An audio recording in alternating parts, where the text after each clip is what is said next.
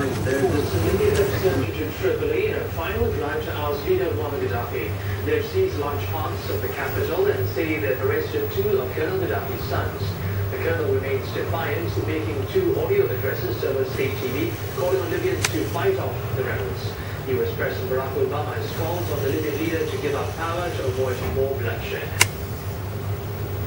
Syrian President Bashar al-Assad has warned the West that Syria was not. Prosecutor from the International Criminal Court had earlier claimed Saif was captured by rebels and could be transferred to The Hague to face charges of crimes against humanity.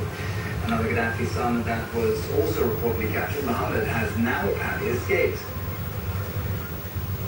Despite the latest claims from the Gaddafi family, US President Barack Obama is forecasting the end of the Gaddafi regime is near. Over the weekend, the Libyan rebels advanced quickly, overrunning the capital city of Tripoli. Priscilla Huff has more on the reaction by the international community.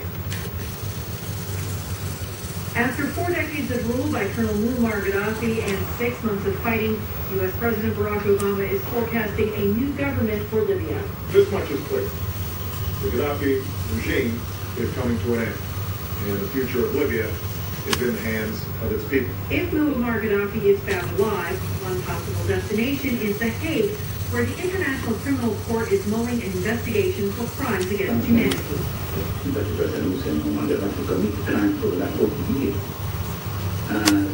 Of course, nothing precludes the Libyan authorities to conduct genuine national investigation there.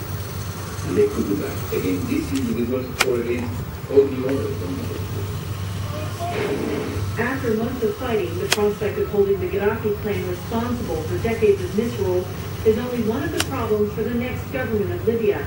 Even before the Libyan leaders' whereabouts were confirmed, many were turning their focus to Libya's future. That won't be easy. Libya has no history of democracy. Before Colonel Muammar Gaddafi, Libya was briefly a monarchy.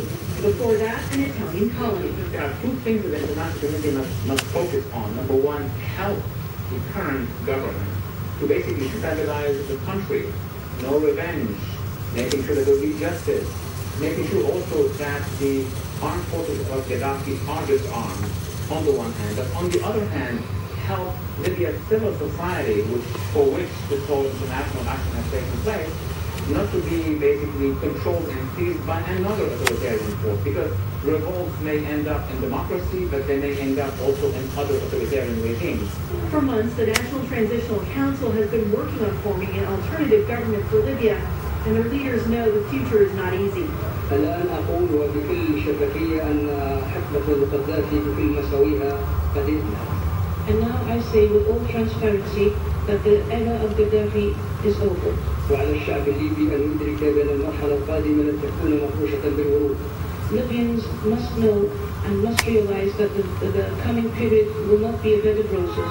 The political transition in Libya will be closely watched, not just by neighboring Egypt and Tunisia, also in the midst of their own political change, but across the region, still grappling with the impact of the Arab Spring. They're going to be in interim time, and each country will have its own experiment, whereby the forces for democracy are going to have to struggle again against other forces, remnants from the past, or other authoritarian forces, so that they could lead the country to a democracy. The rebels have been celebrating in the streets of Tripoli, but NATO has vowed to keep up its air campaign until forces loyal to Colonel Gaddafi are confirmed to surrender and return to their barracks.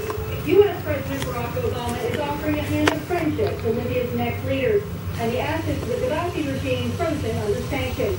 The White House continues to insist that Libya's future must be peaceful and democratic. Priscilla Huff, Cable News Asia, Washington.